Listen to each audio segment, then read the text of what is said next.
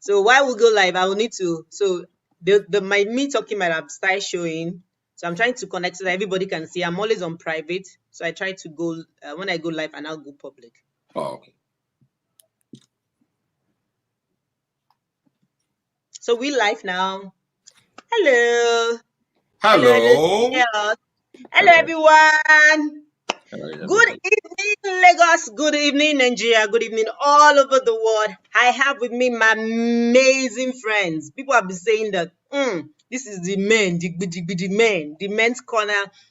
Awesome men that we thank God for the platform of University of Aderonke that made us cross each other's path. But beyond that, I think whichever way, life would have brought us together one way or the other. God has a way He makes these things happen. And I have with me the amazing, the fantastic people that you would love to listen to all the time. Apologies on behalf of Ayojolayomi. He's not able to come go online this evening with us. He's indisposed, but hopefully by God's grace, he has promised that he should come online one soonest by God's grace. So I have with me my dear brother, my friend, my paddy for life, my dearest Abiola Cham Salami. And I have with me when we talk about UNAD, University of Aderonke, and you don't talk about PD, Deji Alabi, you have not completed the gist. No. At all. It's not complete. It's actually the one we came to listen to this evening. The gist is not complete. Are you guys for real? Together, and let's welcome my brother, my friend, Pastor Deji Alabi. Hi everyone.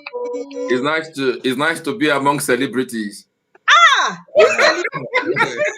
That about you. It's so good to see nice you. To be among celebrities. You don't have neck again, the old neck. I have neck. No. Aderonke,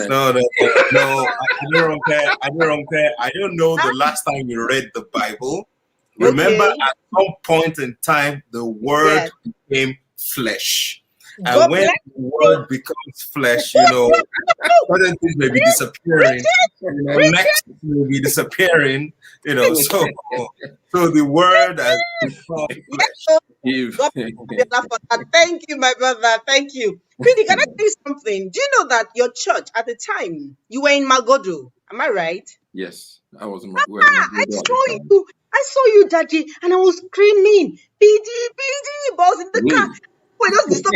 Madam, they just honking and just like, Madam, leave this road. Wow. I want to greet somebody knee. I wanted to greet you. Oh my God. Sorry about that. You moved location or something. Yeah. Sorry about that. Yeah. No, it's fine. Yeah. It's fine. So it's so good to see you. Abiola, the last time I saw you was at my book launch. That was the last time I saw you. Wow. Yes. So it's been 2 years I saw you last. Wow. Online.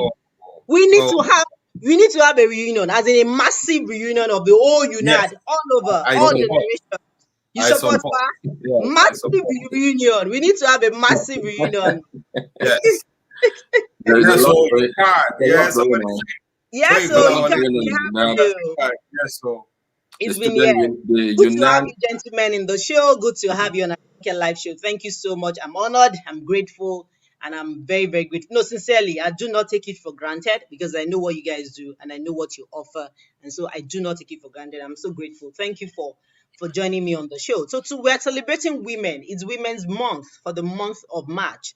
We are honoring the women, what they've been doing in our lives and the things we feel. As much as we honor them, we also have some things that we feel they need to catch up on, and so that it won't be all about emotions and all about sentiments. It's about what you bring to the table. So you're going to join me. Abiola, let's start with Abiola. So share with us, what's the worth of a woman? What do you understand by the worth of a woman? So now that you're asking me first, when we both know the person we really came to listen to is PD. But you must be kidding. So PD, let's have an agreement, right? Anytime she's asking me a question, just be sending me the answers on my phone. I can assure you, I'm very good at reading, and talking. Abiola, and please go ahead. People don't know. So let us do that. The question is, what's the worth of a woman? Yes. I think that women are priceless, which is you cannot put no matter the number of zeros you want to put behind a figure, and in front of that figure even put a dollar sign or a euro sign or a pound sign. I think it cannot fully express the worth of a woman. Now, I'm not saying this just because it's Women's Month. I'm saying it because it is the truth. You see, women have great potentials. And what is a potential? Potential is something you can become that you have not been yet. And there's a depth that the woman has, whether we're looking at it in the spirit of that woman, or we're looking at it in terms of in the soul of that woman, or even in the body of the woman. I mean, think about it. Contrast a man, and I just want to make a comparison for a while. Put a man and a woman together and look at both of them. Most people want to just focus on the woman, and then I just wonder, who is this guy here?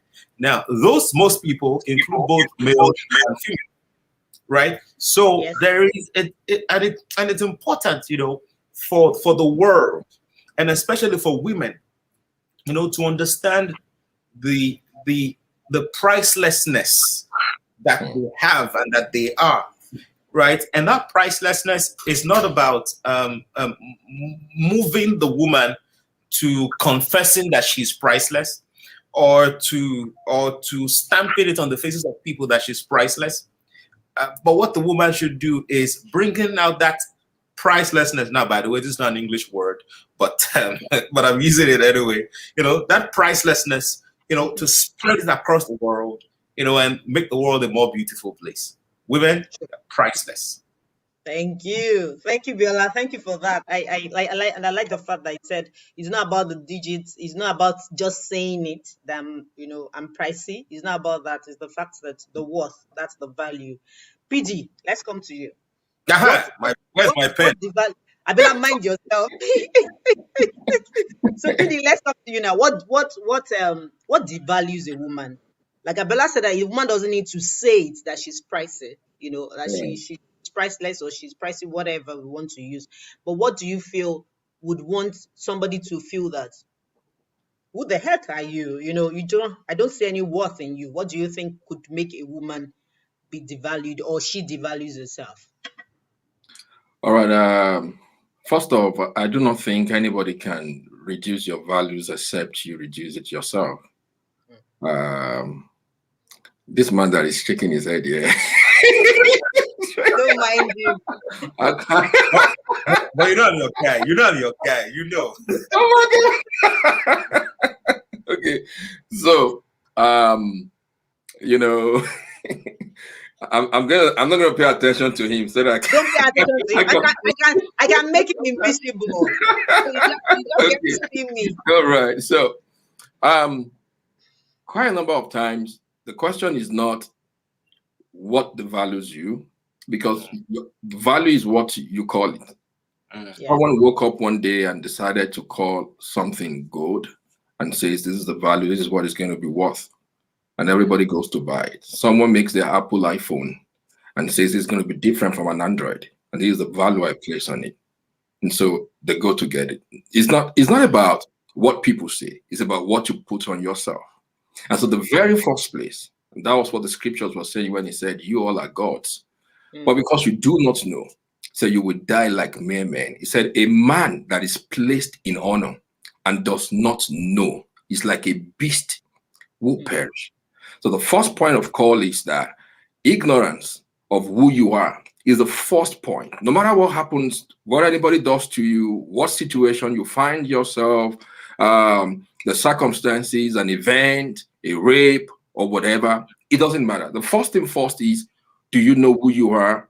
And so when you do not know who you are, it's going to be the very first foundation to lose value, to devalue yourself and diminish yourself. Like those guys said, we looked at ourselves from the perspectives, from the lens of the giants. And then to them, we were like grasshoppers. Right. So they were viewing themselves from other people's lenses. And so there have been many women who derive their sense of worth from who they marry, what they wear, what school they attend. All of these things are external. The first point of call is, who are you on the inside? And when you know who you are on the inside, it gives you a lot of value. So whatever that happens on the outside, it will be difficult for it to beat that is on the inside. So the first point of call to lose value or the value yourself is not knowing who you are. Fantastic. Fantastic. I love that. I love the fact that it's from the inside of knowing your worth, of who you are and all that. That's awesome. Thank you, PD. Now let me come back to you, PD. I'm still coming back to you. I remember years back in school, you I didn't even want to mention it, but I had to, in the sense that ladies empowered and focused. You know what, I have to. I know that a lot of women groups are rising now, and those days there were not much of those women group. I don't know if maybe you saw vision at that time. You saw, the only thing we had then going in fellowships were sisters fellowship, all that. But empowerment in the sense of compassing everything, business, financials, entrepreneurship, all that, communications, that a woman should style herself, those were things that we didn't get to then. Then it was all about Dorcas, all about Tabitha, all about, all those big, powerful women in the scriptures, But now you get to see Women Africa, she leads Africa, leading ladies, they're all over. But you came out, you started the forum, the group called Ladies Empowerment and Focus at that time. And yes, you might not have had the broad vision and all that, but it really gingered a lot of ladies, and I see a lot of them doing go. Sorry, it's my That's what makes you, one of the things that makes you a woman. Bring her off the stage. Daddy will not allow me. Not me, Daddy. So there are a lot of women that got their skill through that program. I know a lot of them still mention it and are doing greatly, and they say it as well, that they got their foundational boldness and enthusiasm with being part of Live. So share with us, PG, what gave you that initiative? What brought you? How will I say? Was it brought from? Okay. Okay. Thank you very much. Of course, I'm humbled when I remember Live. I still have the opportunity of talking about Live with the Canadian government, and they still want to read more, study about what happened at the time, because it wasn't something common. I remember when we were in Federal Poly Aderonke with the first version of Live that was held outside of UNAD. One of the ladies had come. In fact, we had finished the meeting that day. Then somebody came and asked me, "Do you know Bishop T.D. Jakes?" I said, "I don't." I never. I mean, that would be my first introduction to Bishop T.D. Jakes. He said, "Yeah, he does something called Woman Thou Art Loosed, and it's like what you are doing." I'm like, "Oh, seriously?" Then I had to go sit down and study and watch Woman Thou Art Loosed, and I was like, "Wow, this is very, very similar." But taking it back to our little area there in Aderonke, one of the things that really moved me was when we had people like Pastor Folawe, Wemimo Oguntibeju. And these two ladies were Pastor Folawe was the only female pastor we had at the time, with Pastor Deola Eboda. Pastor Deola, Eboda is not a maiden name. I can't remember. We know we are talking about. I can't remember a maiden name right now. But we know her. Pastor Deola was Pastor D. That's what we all call her at the time. Okay. And they were the only two female pastors we had on campus. And for all the other male pastors, if you know the background of the kind of Christian, whatever we had in UNAD, it was a very, what we call the concentrated. It was a triangle. It was a triangle from school to the hostel to fellowship. And then it was more like when we meet as pastors, this Pastor Jola had even graduated. So Pastor Folawe was the only female amongst us. And I knew people that would not close their eyes to say amen if she was taking the prayers. And these were pastors. I'm like, I know this woman of God one-on-one. We talk. I can attest to her spirituality. I can attest to the hand of God upon her life. So why is she different from us? So that was the first thing. The second one was Wemimo Oguntibeju, when we had a crisis, the cultist crisis we had at Omolaya Hostel. The first one was the Yori Yori one, the guy who had who was removing the head, and then the headless saga at Mola Hotel. I'm not sure Abiola was in United there. So no, I don't think so. The way he's looking lost. Rising jump. Well, I'm trying to fill this space so I don't confuse you, but it's okay. Since you've given me one now, I will continue what I was doing. 1-0. Sorry about that. So the role, because when we got into that hostel, it was a 3,000 or 6,000 bedded hostel. That at the time they only had. It was the biggest. They only had jambites there, and the crisis was a lot. And I remember we marching onto the hostel. We were running prayers for like 21 days or so. Every night we were meeting and praying there on the field. And I will remember sending people to go into all the hostels, calling out courties, laying hands on the people who are sick, and people were doing that. But significantly, the role she played really, because at the time I look behind me, there were all those fellowship pastors that would be so casco, they were not there. The only guys I saw were the Akeyemi of Triumphant Family Choir, who was also the president of the UCAD Watchtower. Watchtower is the general body of the non-fellowship organizations that we had. And so I was like, so where are all these pastors and all of them? But you find the ladies trooping out, coming out en masse. And so that touched me. And it told me that there is a lot that the church or that mankind or humanity will not achieve if we do not recognize and acknowledge the graces that God had placed in women. And then an incident happened. The first leave meeting we had, a lady had come to RCF. Sorry, I mentioned it in my fellowship. That day, she came in trousers and whatever, and then she was sent back to go back home to dress properly. And so she was deprived the privilege of entering into fellowship because of the way she was dressed at the time. And so we had all of these crises then. And I knew that, look, even if the school would be peaceful, if things will go right, we need to empower women. Things will go wrong when you find, and look at the nations of the world today. I'm not, regardless of how many people talk about America, I do not believe America is as civilized as it is being hyped.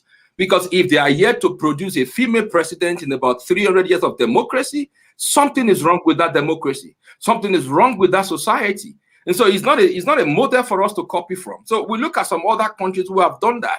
And I know it's not because there are no women, but it's just because there are men who are Americans who cannot stand the leadership of women. And when you have such in a society or in a culture, peace is going to elude them. No matter the level of development they think they have achieved, it's a matter of time, it's all going to crumble. And so that was the vision I had at the time. And I was like, we need to keep empowering women. We need to give them a voice. We need to let women, but again, when you look at the people you want to give a voice, themselves, they are afraid because of the silences around them. People are telling them they are nothing. I've seen, it was a terrible thing because we had people who had been abused and they were told to keep quiet. Now imagine somebody who was abused, who was raped, and when she reported, she was told it was because of the way she dressed. She was the one who seduced the rapist. That was so common in those days. And these rapes happened in churches. These rapes happened in fellowships. These rapes happened in homes, in families. There are people I see today in UK, in US, and when I remember their story on Facebook, I just see them. I know their story. I was like, God, you are awesome. So you can transform people like these. It's awesome. It's amazing. So that was it then. That was just the inspiration I had. I didn't know it was going to be big. I didn't know it was going to go places. I didn't know 10 years later, it's going to be something. People will build ministries. People will build churches. People have built NGOs around women liberation. I never knew. I just did what we had to do, and then we leave the rest to God. And God bless you. God bless you for that, because I know a whole lot of of women NGOs, of women organizations. Now even there are grants that before you can get those grants, you have to have 70% or 60% of women on your board or your management team. I remember when I was in paid employment, and I do bids. I do bid tenders, and that particular bid was by one of those top NGOs, international NGOs, and one of the requests, we failed that bid because of that request. They said you must have minimum of 2 women on your board. Wow. 3 women on your board. And at that time we had to. It was a bid that would have crushed easily because we had every other requirement. But because of that particular requirement, we could not go forward. It was painful because we had the skills, we have the technical know-how and everything, but we couldn't. And that's how you see that is really sometimes I also feel that why are we shouting? Why are we shouting women when? But when I hear some stories, we've not shouted though. The shouting needs to start again and again. Would you believe before I come to Abiola, PD, I was with my family. I was at ShopRite over the weekend, and we're in this particular store. And there was my boys were disturbing. They were just going everywhere, and I was trying to get them. And the man was laughing and said, don't worry that they are boys. Don't let them stand still. They are known to be restless and all. Stopping the store and all that. And the man went and said, I have 5 of them. I said, no, sir. He said, yes, I have 5 boys. And that's the best gift any man can have. I paused when he said that's the best gift any man can. And I was like, why would you be the best gift any man can have? This is a man that he was well dressed, educated, learned, cleaned. I looked at his shoes. His shoes were Louis Vuitton. I don't know if I got the pronunciation right because they said there's a French way to call it. Abiola knows. Abiola definitely knows all the brand. His shirt was well cleaned. He was looking fantastic for an elderly man, very clean, just like those yuppie daddies and all that. And he said, if you have 5 of them, then you're blessed. I said, sir, why will you be that is the 5? That's the best gift. He said, the boy child is the best. I said, the man was repeating it again. I said, what do you mean the boy child is the best? He said, because if you have a girl, girls can't do what boys can do. I said, please mention one. Please, sir, just one. Mention one that a girl cannot do, or a girl cannot do that a boy is doing right now. Maybe years ago, maybe you are right, but now in the world, please, sir, mention just one. Is it tractor they cannot drive, or is it aeroplane they are not driving, or which one? Please mention one. And I didn't know a lady was listening. My sister-in-law too was. My sister-in-law was so free. What are you saying, sir? He now had to tell us that, hello, I'm a chief. I'm a chief where I come from. I don't want to say the particular tribe now. I'm a chief from this tribe, and in our town hall meeting, he said, till I'm speaking with you, women are not allowed to enter the town hall meeting. Wow. I was like, oh no. Sir, you mean March 14, 2021? He said, yes. Wow. Women cannot join the town hall meeting. Why? What do they have to say? I said, sir, but look at him, goes very well. At least let me call somebody that is close to their side of, let me call this person. Look at them, our fantastic Chimamanda. Look at this, they're doing fantastic. They're calling the name of Nigeria all over the world because of these women. He said, regardless, it does not matter. In our own tribe, we don't allow it. The lady beside me was so furious. She's like, you see people that are spoiling us, that are disgracing us all over. So, sir, if you are talking like this, a literate, a learned man, imagine what the other younger men that don't know anything will do. That's now when I got to the car, inside the car, then I knew in my spirit that the noise I thought we were making is not enough. We need to make more. We need to make more. Let me call Abiola. Abiola, please share with us. Because that man, let's use that man's scenario. He said he was buying a car. He said there's a car on his way to his mom to celebrate Mother's Day. And I wasn't bothered. I said, women are doing it already. They are buying their mother's houses. They are buying their mother's cars. So you buying your mom a car because you're a man does not mean a woman can't do it. I said, sir, there should be. I'm not trying to compete with a man. It should be complementary, but don't downgrade your other gender because you want to value one gender. That's so wrong. Bible says that God made them. He made them male and female. Yeah. I don't understand this ego thing that some men are bringing to the table, that a woman can't speak, a woman can't do this. Why? If God did not see the value of a woman being created, he wouldn't have. Nothing that God made that was a mistake. Everything God made was good and perfect. So when he made the woman, it was supposed to be perfect. So where did men come with all this ideology, all this perception, trying to downgrade the women? I don't get it. Abiola, maybe when we share the values the women have played in our lives, share with us. Do you have any woman that you can't forget the role they played in reaching a particular goal for you? Share with us. I mean, there are many women I can refer to, from women I know closely who are relatives, to women who are my friends, to women I see as mentors to me, to now mentors that I have close relationships with, to women I don't have a close relationship with yet, who I observe from a distance, who motivate me. Now, I think it's important for us to pay a bit of attention to culture, to cultural nuances. When we make this conversation about men versus women, we don't get to reach some good level of success, because automatically a lot of women start to develop the mindset that they are their enemy, that the reason for not progressing and the reason for keeping them down is because of the men. From my observation, I've been doing women empowerment focused running initiatives since 2013, right? And from my interaction, especially with corporate women, what I've found is that it is actually it is not just always only about the men saying you cannot speak, about the men saying you cannot take on this opportunity. It is about the prevailing culture in the society. And when you hear culture, culture is the way of life of a people. Not the way of life of men, not the way of life of women, but the way of life of a people, as influenced by the thinking of those people. So there are certain women who think that because they are women, they cannot do something. There are certain women who think that because you are a man, that is why you can do this.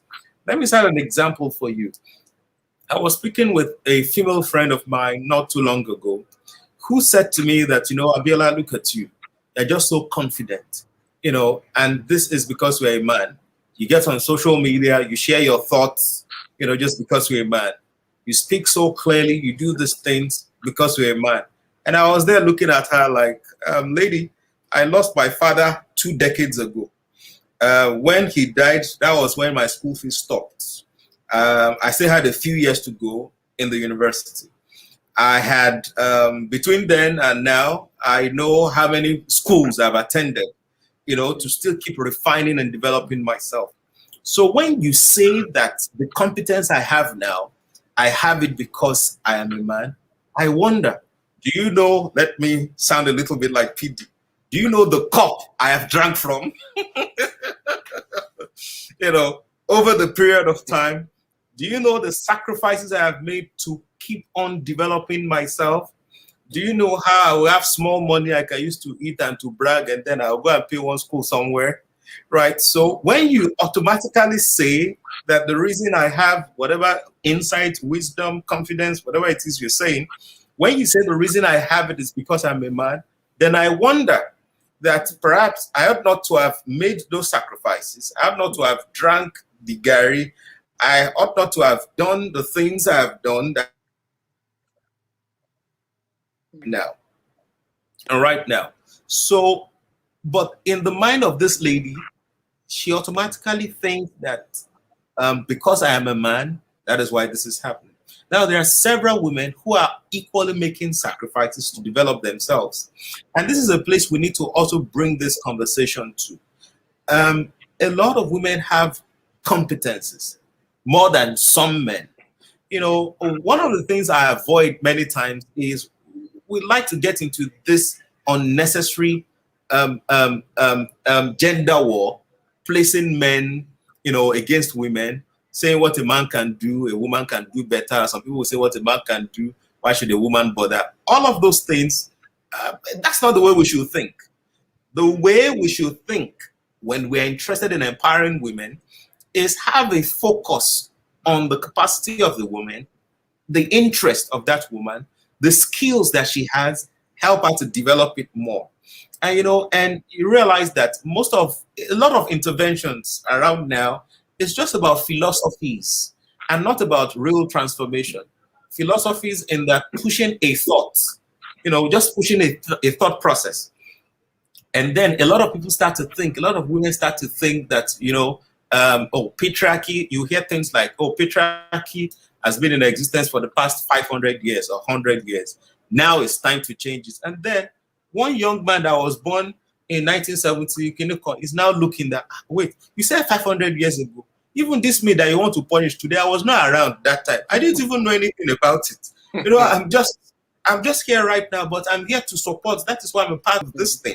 So there's some thoughts, there's some narratives, you know, that is not even helping us, you know, to focus on the empowerment. And you realize that rather than empowering people, there's a lot of radicalization that is going on out there, right? A lot of weaponization that is going on out there. What we need to do is to have a narrow focus, support women, and give women as much opportunities to help them. Remember earlier I talked about the pricelessness of womanhood, and put women give women opportunities, you know, for them to live out their true potential, for them to become all that God has created them to be, right? And that is the responsibility of the society. But the responsibility of the woman is to take that opportunity and maximize it. And maximize it not just for herself to prove a point to her family members or to prove a point to the world that what a man can do, a woman can do, but to maximize the opportunity to create a solution to advance the world, to maximize the opportunity. Now I celebrate NOI, right? Antongozi Okonjo-Iweala. I celebrate her. I celebrate the fact that, yes, we have the first woman in that office now, right? What I also look forward to is certain pronouncements that will come from WTO because she's there, certain pronouncements that will come from WTO that will properly position Nigeria, properly position Africa, properly position the world in a way that no other person before has done. Remember, I'm not saying in a way that no other man has done before. I'm saying in a way that no other person has done. Because the thing is, the thing is, when you have an opportunity, you know, that you maximize it. Maximizing opportunity does not direct the tube right into your pocket. Maximizing the opportunity is making the world a better place for everyone. So it's important for every woman watching this now, you know, for us to realize that, yes, those narratives, first woman to do this, all of those things, yeah, they sound good, they sound great, but we want to ensure that they don't rob us of our potential. Because you see, the moment I continue to compare myself with PD and I'm trying to benchmark my success with him, right now, he may be 10 miles ahead of me. The moment I now get to that 10 miles, then what is it of my life? The easiest way for a woman to kill her potential is to compare herself with any other person in the world, whether with any other man or with any other woman. The way God has created us, there is a lot of resources on the inside of us that we don't even know, that we've not even tapped 1% of it. And it's important to continue to learn, you know, to continue to commit to personal development, to continue to pray, to continue to work, become the very best, to become the exceptional woman that you were created to be. Fantastic, Abiola. Thank you so much. That was deep. That was deep, very deep. I like the fact that you mentioned and you stressed it, that maximizing your potential, not because of you, not even for family members, but for the world, to fulfill purpose and to fulfill the God's calling upon your life, which is the most important. Thank you for that. Thank you for sharing that. Please, let's note that I'm noting it and I'm running with it as well. And you know, opportunities, like I always say, don't come looking like Prada. They come looking very simple. And so women should open their eyes and not leave all this competition, and let's see the way to make everyone better, both the male and the female. PD, let me come to you now.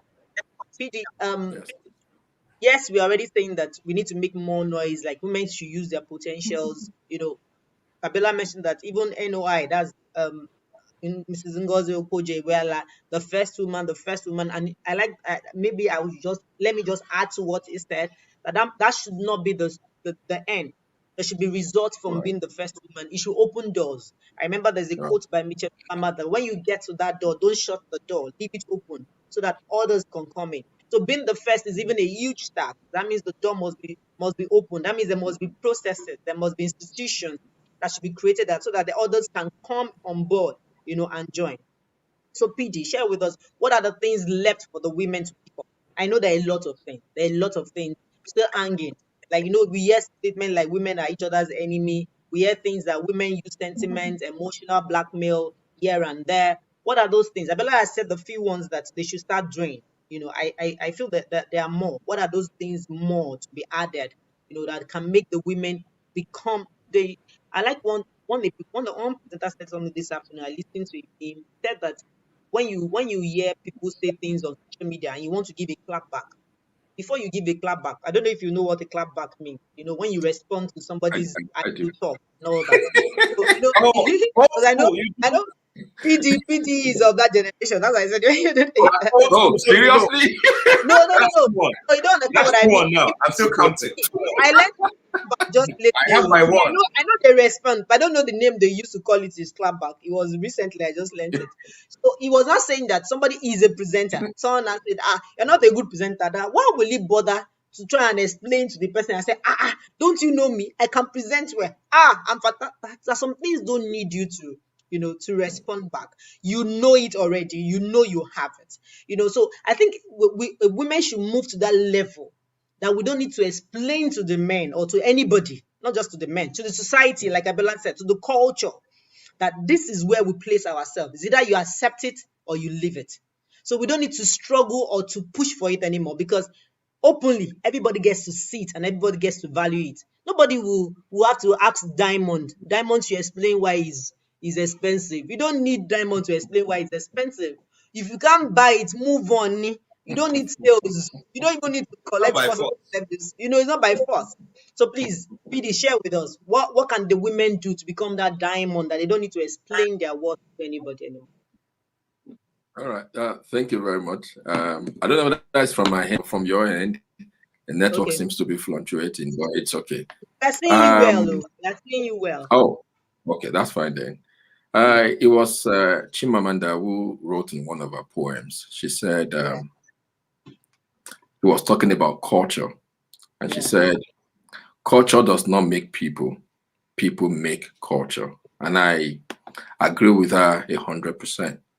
Yes. That culture do not make people, people make culture. So the woman is not left for women to start making their own culture. What exactly do you want to see? What kind of environment do you want to live? You don't have to be apologetic about it. You have to stand and do what you want to do. You owe nobody an explanation. The day you understand and you realize that, you're fine. There is a lady on, I don't want to mention her name.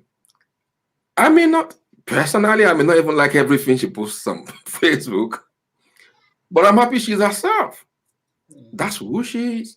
That is what she wants to be. She's giving expressions to our true feelings.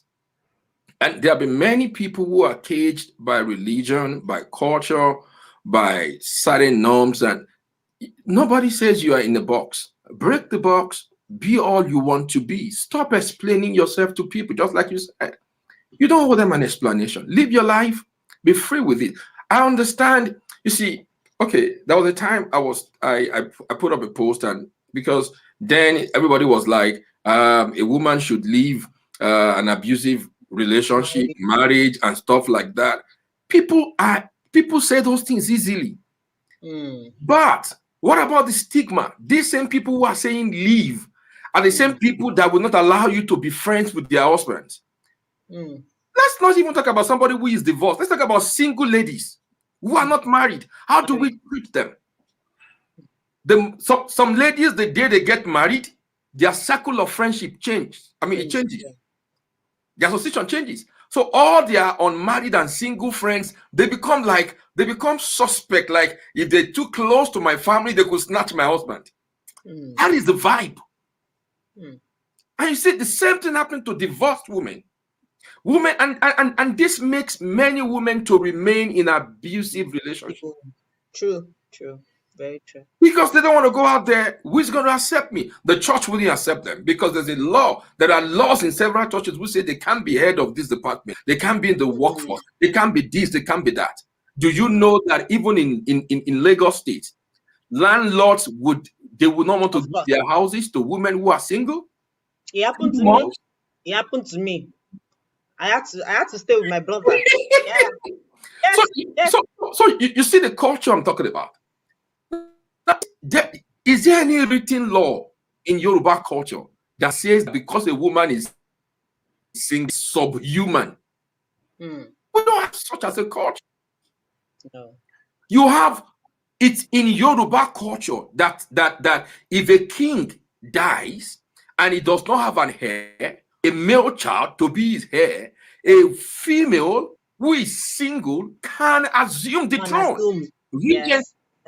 That is our culture. Yes. It the Yoruba means culture that has regents. there There are are female many regents all over. of our culture that supports the woman. Yes. Why can't we accentuate these ones, build on them as a leverage, and then begin to scale things higher? I like that. But we sometimes are blinded and we focus on the negatives. It is. You see, okay, let me just say this. That was Abiola was. Here in advanced nations, like we want to call them, if you call police, say there are many funny things happening. Because we may think, oh, they are free, they are free. Their women are not free. Forbes did a research.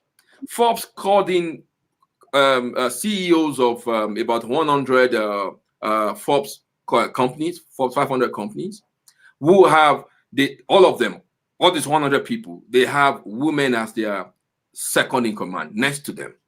And so they interviewed 100 of them and asked them, if you leave today, your succession plan, are you going to make that woman to succeed you? None of them will make, none of them. This is a Forbes research. It's not my research. None of them were willing to make the woman next to them take over from them. This is not Nigeria. This is Forbes. So it's not a Nigerian issue. It's a global thing. It's a human thing. Humans would want to suppress, they will want to rule over whatever they feel is weaker. You know, and weakness is a mind thing. Yeah. It's a mind thing. Like in those days, when we talk about the strength. Who tells you a man is stronger than a woman? How many men can stand childbirth? How many men? Like me, I can beat Abiola if you go on physical. I know. That's why I cannot. I know. Is it? I know men who runs away, who go on compulsory vacation the moment their wives are about to put to bed. True. They can't even stand it. So strength is a mind thing. That woman is weaker. It's a mind thing. People who are in business, if you ask bankers, they will tell you that when they give out loans, women repay their loans more than men. Oh yeah, go find out. They are more comfortable to give loans to women than to give to men. It tells you values. It tells you why our nation is where it is today, when they can issue out $1.5 billion to refurbish a refinery, when they're building a new one, it's about $1 billion. It tells you the people who are making those decisions. If you find women in, think about their mom, think about if you put only men there, they will think about nothing but their profit, their own. That's all they will think about. It's just a man thing. I'm not saying it's a general thing for men, of course, but mostly it's a man thing, right? So women should begin to create their own culture. Now, the last thing I will say is this: the great poet, may God rest her soul, Angelo, she said something in her poem, "Phenomenal Woman." You know, for every part of the poem, she would say, "Phenomenal woman, that's me." Yes. And until you stand up and say that to yourself, every day you wake up, just let yourself know you are awesome. You're powerful. You are bigger than whatever anybody out there says think about you. Let that be your anchor. Let it be your song. Let it be your theme.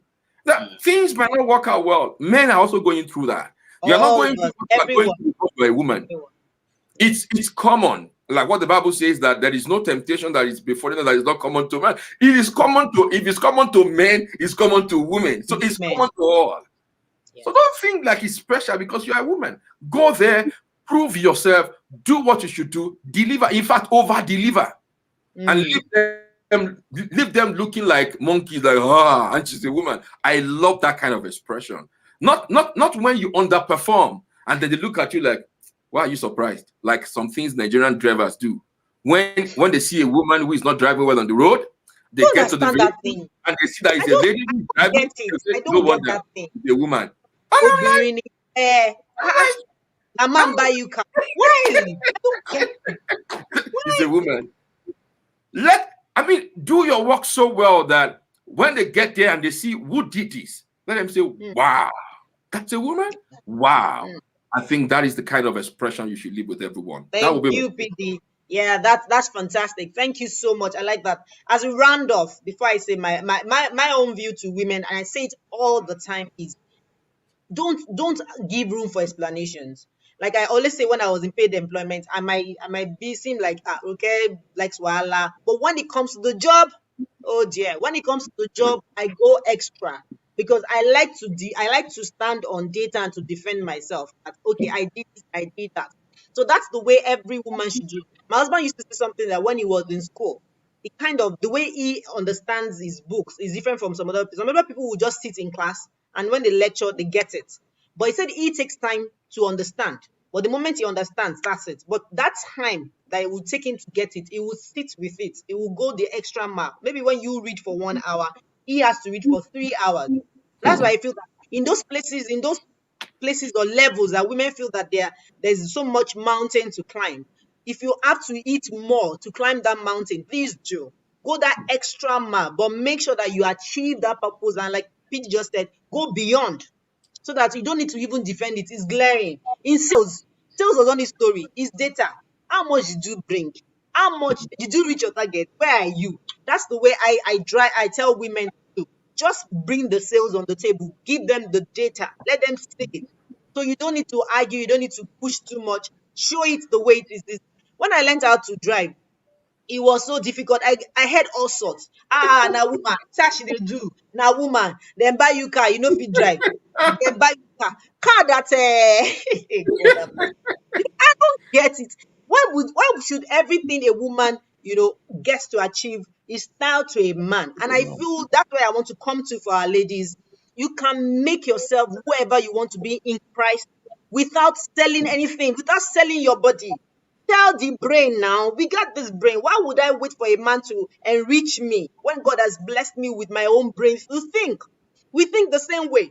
There's in schools. Yeah, I like what PD said about that Yoruba culture. We know that culture, but like most of us don't really elaborate about that culture. Most of us don't even think it.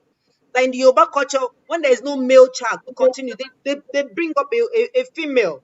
I know there was a time in Ondo State in Akure for a long time. It was a female that was the regent for a very long time.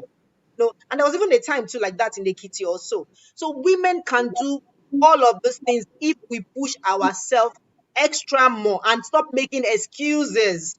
You're not the first woman that will have a baby and need to go to a antenatal class. You're not the woman that will go to everything. You take excuse 3 times in a week for immunization. You take excuse for antenatal class. No, sincerely, those things give room for them to talk to us anyhow. Plan your time. If you want to go for antenatal, which is very key. Most of these companies have these things. There's HR policies for these things. So you need to know it. Some of us don't even read up on these things to even know so that we can defend ourselves. If HR permits you to go, make sure that you do extra work so that the day you are going, you don't have anything on the left for you to to do. So nobody has to call you and say, come to the office, you didn't finish your work. Make sure you finish everything and let's stop the excuses.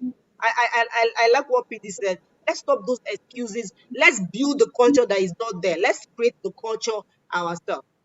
In rounding off, Abiola, please share with us. You didn't mention those specific things. I wanted to mention those specific things that you've seen women do fantastically well. You've seen them do it fantastically well, and they should continue doing it. Please mention them. If you have to give examples, please go ahead. Then we'll So before I mention that, I just want to quickly say to all women here that it's important we pay attention to the narratives we are spreading. There are many things people are spreading just to focus on certain things, and that is not everything. Earlier, PD talked about the regents, right? Nobody actually talks about that. When people are having conversations now, they're having conversations now, I mean, and there are a lot of those icons, in Yoruba history. But when people are having conversations now, they make it look like everything has always been skewed. So it's important we pay attention to the narratives. And you see, a big challenge we have as Nigerians, as Africans, is whatever is popular in the West, we embrace it as is without thinking about the application to us, and we make it popular just like that. So, for example, I remember somebody debating income inequality, in Nigeria. So I was really interested in the conversation. I mean, as at the time this person was talking, I've worked in this economy for 16 years. So I was trying to find out that, okay, which industries are this? Because I've worked in 4 thriving industries, and there is none of those industries where whether you are a man or woman matters. There is a grade. If you are on that grade, you will earn the same thing another person is earning on the grade. And this lady was agitating and saying it is there, go and check. In several industries in this country, there's income inequality. I'm not debating with you. I'm just saying that tell me which industries. Now I can't claim I've worked in every industry, but I've worked in 4 thriving industries, which are the most popular industries, by the way. And from what I know there, if you are on level 1, the other person on level 1 is earning the same thing with you.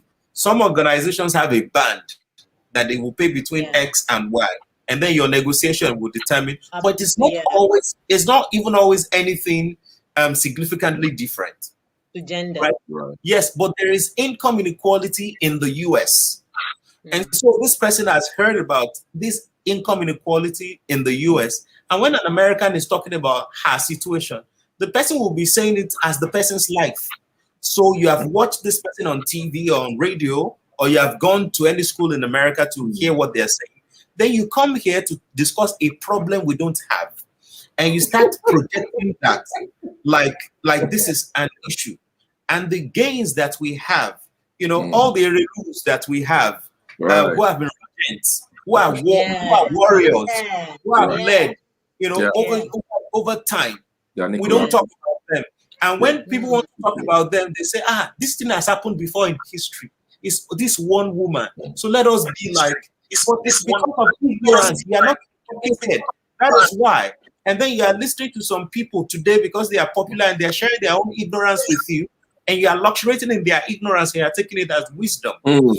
So it is important that we open our minds, to wisdom. Another thing I want to say before I answer your question is also to pay attention to who our mentors are as women. You want to be sure that whatever it is you are hearing from this, and if there's any man on this call as well, it's for all of us, men and women, that we pay attention to the people we call our mentors. You see, there are things people say on stage, on TV, on the media, that because they string words together, it sounds right. For some of them, because they are puffing and hoofing like preachers, now that emotion that they're using to say what they're saying, it's making it sound right, and then you'll be jumping up and screaming. But they may be saying absolute nonsense while they are saying it, but because they are huffing and puffing, it sounds like the right thing to do. You want to pay attention to what they are saying before you start jumping up. That is 1. 2, is you want beyond what they are saying, you also want to check that this thing this woman is saying is what she's practicing.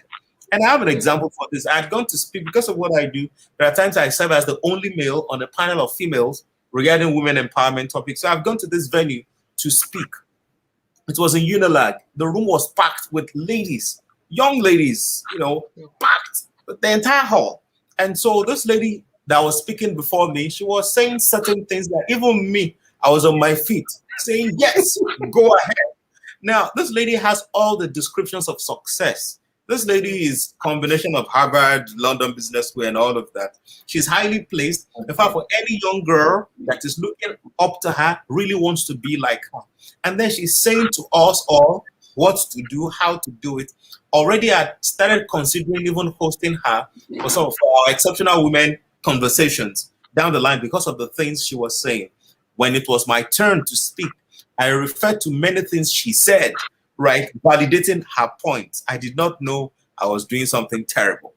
So that was on a weekend, until the Wednesday of the following week, when I got a message from her niece that I followed her to the venue. I mean, I just met all of them there, but you know the way you network, exchange contacts. And she sent me a message that, sir, everything my auntie said over the weekend was a lie.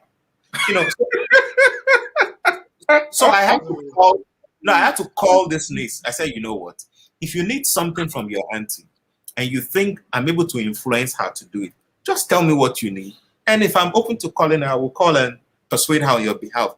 But to blackmail her because of something you want is not the right thing to do. And she said, sir, it's not blackmail. When we got into the car that day, I had to turn to her to ask her, the auntie, why did you lie to them today? And the auntie said to her that, didn't you see the theme of the program? Did you get what I'm talking about? What was the theme of the program, please? I didn't see the theme of the program. So what the lady had done is just to come and speak to the theme of the program, fabricated stories that people will believe because she has an appearance of result, right? Wow. This niece was disappointed, complaining to me that, see, in this age and time, this senior corporate lady with global exposure, there is a way she relates with her husband that they thought that the husband has used some juju for the lady, you know, because, I mean, you don't expect her to be as traditional, but she's very traditional in relating with the man. This man is not like father and daughter kind of marriage. They are actually peers, right? But she knows the way things work with her husband, and they're enjoying sweet life. That the family of the woman used to be bothered that, is it that this man has done something, you know, to this our daughter? That so for that kind of woman to now get upstage and then be talking and be saying all of those things. See, the truth is that day I was heartbroken. I was heartbroken because I was endorsing what she was saying, you know, for half of my presentation. I was heartbroken because I thought about all the ladies in that room. Some girls who are married, who are recently married, and then the man that she's describing in her statement does not look like the man they are with. And then they will want that man that they are with to automatically become the person she's describing. That is fluke, that is not true, because they want to attain her height, and then there's nobody that can convince them otherwise that what she had said is not true, that this is how this man should be to you, because this is how my man is, which is not true.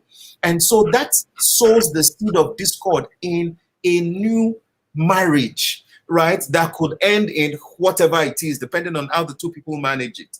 There are young girls in that room who are probably dating, they are not married yet, who will break up their relationship after that event. That's because right. The man that this lady, the lie, now it's because it's a lie, that the man this lady described to them that will help them to get to their promised land does not look like the gentleman they are dating.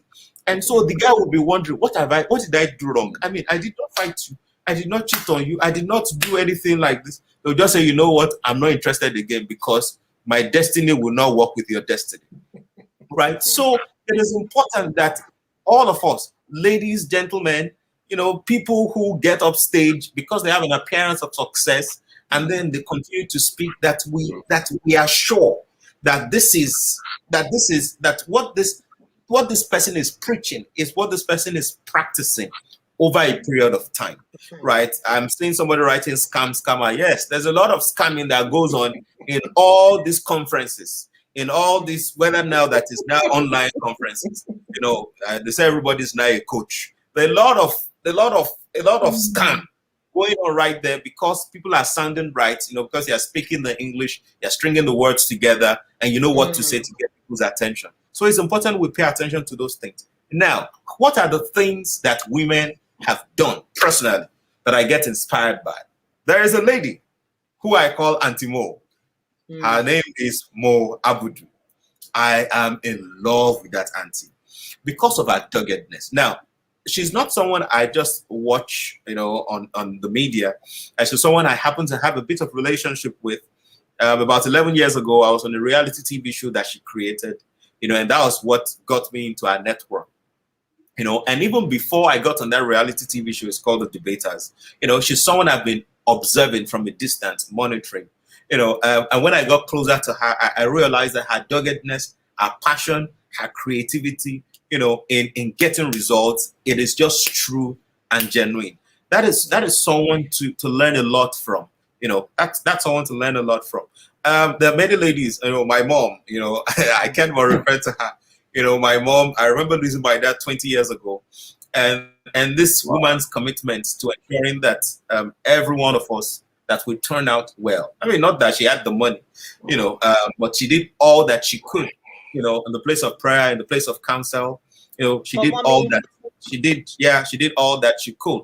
I remember some time ago, she came for a program we were hosting, and she wanted to call me, and she said "champ." So I was wondering who's calling champ. I like that. I like that. I was wondering who's calling champ. You know, awesome. You know. So a lot of ladies coming to mind, a lot of people coming to mind, you know, regarding this. I mentioned Mrs. Okonjo-Iweala, you know, earlier, you know, and so while there are these personalities that we refer to, it's also important to acknowledge persons. A person is an individual without the media hype. Yeah. A personality is an individual with the media hype, right? So that's why I refer to my mom, right? My sister, you know, my younger sister, there's something she did. Well, I only have younger sisters. It's a story of a firstborn, but it's okay. You know, I remember on that reality TV show, she was watching just in her house with her children, you know, and then when I got off the show, she shared with me that there's something she saw, you know, on the screen. Guess what now? When you are doing production, I don't care, you know this. When you are doing production, everybody focuses on what's coming in from the camera and perhaps what the presenter is saying, and they don't necessarily always focus on what is written, right? Look, the way this lady pays attention to details baffles me, right? She has that skill. Of course, I saw it because I was a participant. I just ignored the thing. Then when I got off stage, then she mentions it that, you know, I saw this and that, and she has that great skill of paying attention to details. So I'm saying that while we acknowledge personalities, people that are popular because of the media hype, it is important to also recognize those who are persons. And by the way, for all of us that you want to be a personality, please do all of us a favor by becoming a person first. Before you become a personality. Yes, I say it all the time. That's the only thing you owe. That's the only thing you owe mankind, to be human first, to be a person first. Yes. Thank you, Abiola. Thank you so much, That's very fantastic. good. Very good. You can see the rhyme. Yes, so as in, it's not Abiola. Personality. So when you become a personality, you now become a personality. Can you imagine? That is what PD. You see, you can hear now. Thank you.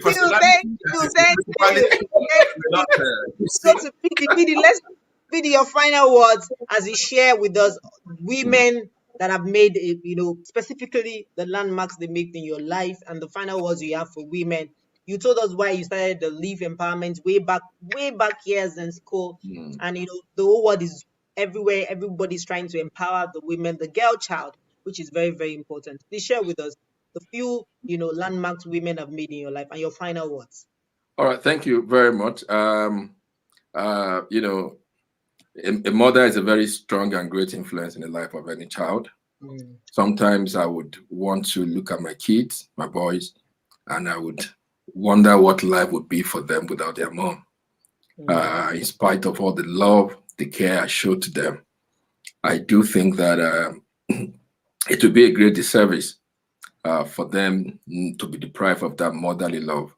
I remember when I started preaching at the age of 8, it was my mom who was my first believer, who believed so much in whatever I was going to be. My first preaching suit was bought for me by my mom. I mean, I've gone through a few things in life. That woman, for your wife. I mean, she would call me and talk to me and tell me, "You are this. This is who you are. These things happening around you do not define you. This is the true person you are." And true to it, I've always had to come back from whatsoever, just because of my mom's backing and all of that. I remember one very silly thing I did while I was in I was in SS1. I was going to write my first WAEC in SS1, and then I would wake up. I was the first person who started driving. I grew up in a boys' hostel too. We had 7 boys. Yeah. So my mom wanted a girl. Wait, PD. Mommy had 7 boys. Yeah, we were 7. She was looking for a girl. That's why she had 7. Yeah. When we were growing up, my mom would make dresses for us. She would make dresses and wear them on us. Yeah. So you said when you were in Form 4, right? But that was SS1. SS1. Yeah. No, Form 4 is the old. No. Me, I did not go to Form 4. I was in SS1. Abiola, mind yourself. So He has called you back. He has called you back. I was planning to ride my WAEC then. I started driving. I had my younger brother, which is the youngest. You know, I had him sit beside me. I would wash the car, then I would test drive, move forward, backward. That was how I started learning how to drive. And it wasn't automatic, it was manual, 504. So one of the days I felt I had gained enough experience. So I moved the car out of the compound. I drove around. Instead of driving back into the compound on our street, I went to make a U-turn down the street. As I made that U-turn, I crashed. I bashed the car. Oh dear. My dad did not even say anything. He just got dressed. He was ready to go to work. The drivers were ready to take him to work. He just got dressed. He knotted his tie. He got in his car, and then they went to work. I knew there was no way I was going to ask for that WAEC fees. The submission for that WAEC exam was going to be the last day of the submission. Was when my mom called me into the room and gave me the money. I think it was about 4,000. I will never forget that. For mommy, Bosa. Did you say 45 naira? Did you say 45 naira? Thinking about that makes me feel emotional, you know. Abiola is looking for your you say 45 naira. And serious, no, 4,500. 4,500. And you see, the funny thing was that it was that WAEC. That WAEC I wrote the exam in SS2. I was in SS1 when I got the form. Exam was in SS2. It was that WAEC that I made the major papers that made me to enter university. So probably if I had not written that exam, I don't know if I will ever go to a place called United. Right. And so that for every important part of my life, as much as I love my dad is like a superhero, like an idol. And that's the way all kids see their dad. Most kids, anyway, like an idol. But there is this so subtle thing about your mom. When this program started, she had called me. She called me. The phone rang. I knew it was her name. And guess what? We call her Mama Alabi. That's what everybody called her. You know. So I would never downplay the role of that woman in my life. And I've been blessed by God to have women all around me. I strongly believe that to build the best of teams, in assignments, in roles, what I've learned as a leader all my life is that build your teams around women. It's going to succeed. I learned a lesson in 2011 when I was in Kenya. I met Muammar Gaddafi, the late Libyan president. Do you know that guy was guarded by women? Yes. Wow. Yes. Yeah. Yes. He had a killer squad made up of women trained from Israel. It was why it was so difficult to penetrate him. All the all the attempts on him failed. Why? He had women. It talks about the loyalty of the woman. If a woman gives you their loyalty, you are sure. Yorubas have an adage. If your mother does not, how do you use that word? Body. If your mom does, if your wife doesn't, I don't know in English. There is no body. If your mom doesn't compromise, mom doesn't get compromised. If your wife doesn't get compromised, it's going to be difficult for anybody to penetrate you. And you see, when you check the history of great men in life, there is no great man that does not have a great woman. In fact, when they say behind a man, a successful man is a woman, that actually is not the whole idea of that cliche. The whole idea is that for every man you see that is making noise out there, there's a great woman. There is a woman who is backing. That if that woman, let me give you a very good example. You will not, people kind of overlook. Abiola could not die until, let me start from Symbiat. Abiola could not go into politics until Symbiat died. Abiola could not be killed until Kudira died. You see, these things, and you check the histories of great men, there will have been no Bill Clinton without Hillary Clinton. Even when the stakes were high and she was going to be pushed out, out of office. If Hillary had been like some of the women we know today, no, pause and say that again. Have been the end of pause. Abiola, don't talk. Abiola, don't talk. And say that one again. Right. So my take is this: when I see a man who stands up and say, "Woman," ordinary, like they all say, "Woman." Yeah, ordinary woman. They use so many derogatory times. Oh, a woman, somebody who bends down to pee. By the way, I don't understand. I sit on the WC to pee. I don't stand to pee as a man because I find that I like what sorry, PD for cross. Yeah, our time is gone, but let me just say this. I remember you just made a valid point. There's this one of your life coaches I listen to once in a while. Abiola should know him. I don't know if PD knows him. Zeal, I've forgotten his surname. I listened to him I listened to his program on radio, and there was one particular one I listened to, and he said that have the men ever asked their parents, their fathers, or whoever why they must stand to pee? Why must I stand to pee as a man? Who began it? Who started it?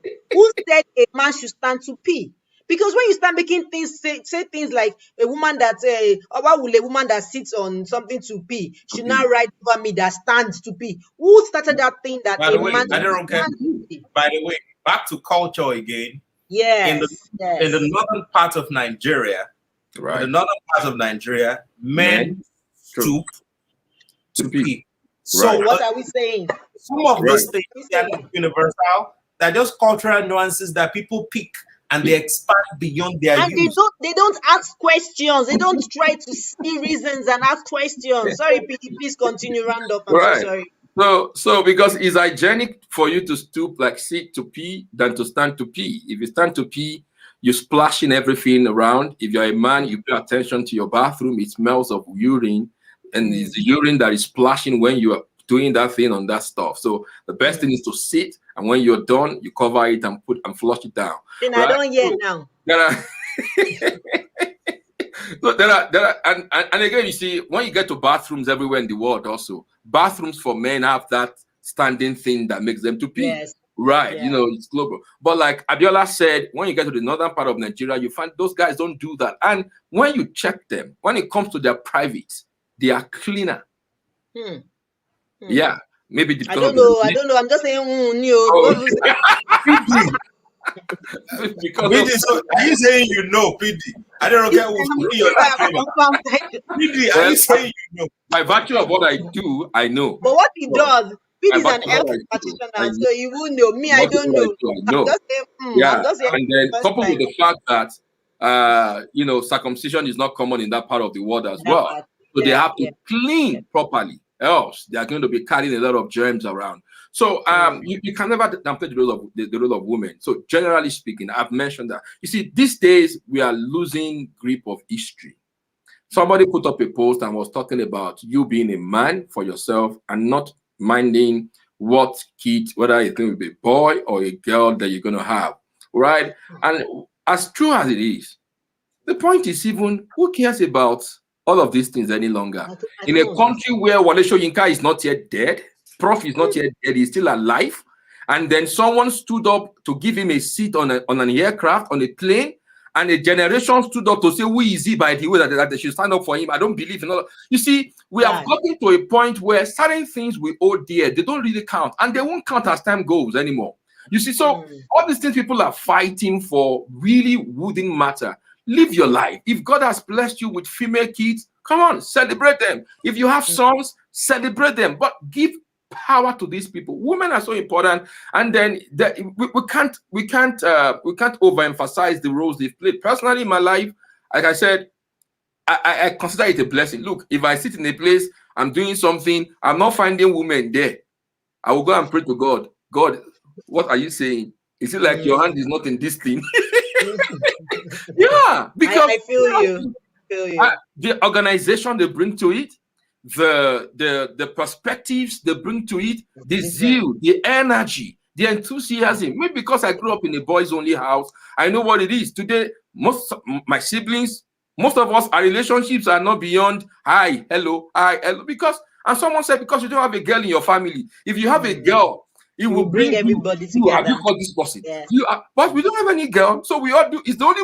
I would say our rallying point factor is my mom. She'll be like, Mama Alabi. Brother, yeah, have you called this one? And when she talks too much, you just, mommy, look, he's fine. If he needs me, he will call me. But women don't do that. So you find their mix. It's so important. And I really thank God for all the women God has blessed me with. I'm grateful personally for all the women He's blessed me with. Thank you, PD. Awesome. I wish we can continue. Please, we need a reunion. We need a reunion. We need a reunion.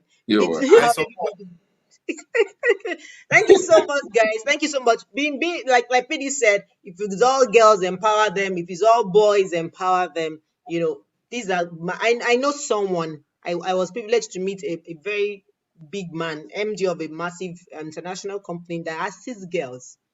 6 girls, and the man said it by himself. Nobody forced him. His wife was even angry with him. He said he believes that the day he has a boy child, that's the day he may die, that he will have high blood pressure, because these girls have been awesome to him. He has 2 engineers, he has a pilot, he has a lawyer, and he has I think maybe, I don't know, one artistic role, a model or something. He's the last baby that I met in the house. They all 5 girls were out of the country doing fantastically well.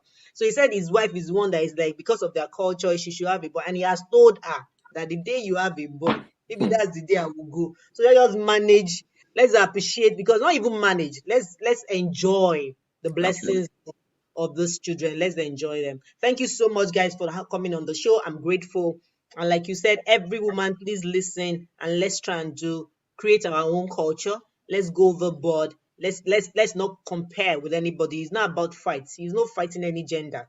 Bible says he made them male and female. We all have a role to play. And so let's keep playing that role. And like Abiola said, purpose to fulfill, destiny for all mankind, for the whole world, not just to prove any point to anybody. And like PD said, every woman has a role to play, and we must create that culture. And let's celebrate the beautiful ones that the women are leading, the leading roles. Let's reduce the negativity and pick up the good examples. Culture. Let's bring back our history. Let's bring out. And I remember Yellow Day, all those Yellow Day women. In the Yoruba, oh God. Yes, women have always been powerful. They've always been powerful. They're Fushetons, all those great women, Fumilayo and Sonkuti. Let's keep celebrating these amazing women, and let's tell our children the right story, like Abiola said, the right stories, the right picture. It's about the person before the personality. Thank you, gentlemen. Thank you. Have a fantastic evening. I'm grateful. I'm honored. God bless you. God bless your family. God bless all that you want. All right, thank you so much. Do you guys have let me just say this. PD has a book. He just launched his book. Please, let's try and get the book. I've not got my copy. PD, please send my own copy to me. PD has a book. Abiola has a book. Yes, I'm coming to you. Okay. Wow. Please, let's celebrate our own. If you're an alumni of UNAD, if you're a friend of the family, please celebrate this man. Abiola has a book, PD has a book. Please, let's go to their pages. You can get it on, I'm sure they can get it on all platforms, on all you can get it on Amazon, platforms, Amazon, yes. Okay. Send me a DM at Abiola on Instagram. Send PD a DM. He's on Instagram too. He's on Facebook. He's on Instagram. Yes. He has 2 books. He has one on health. Yes. 30-day journal. Then he has the. He launched 2 books at once. So please celebrate. So good job you're doing. Yes. So he's a salesman. He's a salesman. Unfortunately, Lion could not join us tonight. He also has. You guys are all authors. I also has a book. He has not launched it physically, but he has an e-copy you can order. You can pre-order for it. Ayola too has a book as well. And I also have a book myself. I have a book that I've launched. So please get a copy of my book as well. Thank you, gentlemen. Have a fantastic evening. God bless you. We should do this again, please. You guys, one more. We should do this one more. One more. We'll get more men on board. Thank you, guys. Have a lovely evening. Bye. Bye. Thank you. Bye-bye. Bye. Thank you, everyone. Thank you for staying with me. Oh, I see you guys. You guys are still there. God bless you. Thank you so much. It's been fantastic. Like they always say, it's good to hear when you hear a part of the story, also hear the other part of the story, so that there won't be going back and forth on blames and all that. Now we can hear what the men have to say. And we heard the women last week. Now today we heard about the men. And we have a whole lot to do as women. It's not about comparison. It's not a competition. Like I say it again, the Bible said male and female, he made them. And we are gods. And when God refers to ye are men, all those things, he refers to both the women and the male. So please, let's not dwell on the negative narratives. Let's pick the beautiful ones of our culture. It's all about culture, like Abiola said. It's about culture, and truly it is about culture. Some of the old culture, yes, are not nice, but some are fantastic. I just remember the yellow days we used to have then. I remember those women, those strong women. I remember things fall apart. There was a particular woman that was so strong. I think maybe it was Okonkwo's wife. I can't remember. There's this woman that was so strong, so, very energetic and always speaking her voice. These are women that we should narrate their stories to our children. There was Efushiton Aniwura. There was, the Songo's wife. What's her name? I forgot. Oh yeah, I'm not talking about the religious angle. Please don't misquote me. I'm talking about the values they brought to the table, the women empowerment. That they were speaking their minds way back then. That was really difficult. So you don't have an excuse to lay back and say because I'm a woman. Stop using such statements. Everything because I'm a woman, because you're a man. We are just going as if we are rivals. We are not rivals. We are supposed to support each other. And women, stop using your how will I say it? They say we are very manipulative. Let's be manipulative positively. Let's use it for the glory of God, for our own good. Stop all the excuses. You're supposed to be at work for 5 days. You want to be at work for 2 days because you are pregnant, because you're a woman. Please don't do that. Let's go overboard. I know of colleagues. I will not even use myself. I know of a colleague that was at work the morning she put to bed in the evening, and God gave her safe delivery. I'm not saying it's healthy. I don't know. She didn't have any health condition. Not even about 3 of them. They didn't have any health issue. They were strong and ill and healthy. So if you are not weak, if you are not supposed to be on bed rest, compulsory things, such like that, don't make excuses. Don't always try and say, but I'm a woman now. But I'm a girl now. Let's stop it. So that when these men say to us, we don't feel offended. We allow them. Like PD said, is what you allow. No one can disrespect you. No one can devalue you if you don't give them that honor. So please, let's do ourselves the good of pushing more, of doing it. We don't have to explain all the time. The Bible says, let your good works, let it show. Let our work show. If you are a salesperson as a lady, it's not about you selling yourself. Know the industry you want to sell to. Read about that industry before you go to that client. Read about the client. Don't get there and be smiling and be doing blushy, oga, with your makeup and your lipstick and all glossy. Come on, no. Talk about the books. Talk about sports. If you know that's what the man likes, read about it. I've never been to Man U, but I love Man U. I don't know, I can't mention all their players. I can mention like 5 players of Man U. Yes, because I sell and I need to know those things so I can convince this man. If it's about food the man likes, if it's about business, anything, read up. There are a lot of women empowerment groups right now. So it's not all about Tabitha and Dorcas anymore. A lot of women are doing, even enough, Tabitha and Dorcas were selling. They were business women too as well. They were selling mats. They were selling things. So please, let's get empowered. Read about, go online, read, know who is American president. Not when they ask as a woman, you don't even know who American president is.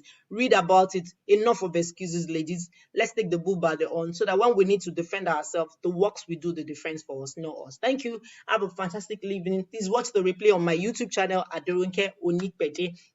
And please subscribe if you are yet to. God bless you. Remember, the day you wake up to your dreams is your morning, so run with it. Next week, we'll be rounding off on the International Women's Celebration for the month of March. Thank you so much.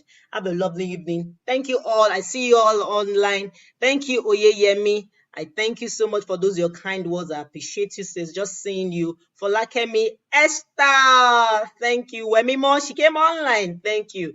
Dr. Ebenezer. Thank you all. Thank you so much. God bless you. Toyin. Yes, Bolarin, Watemi.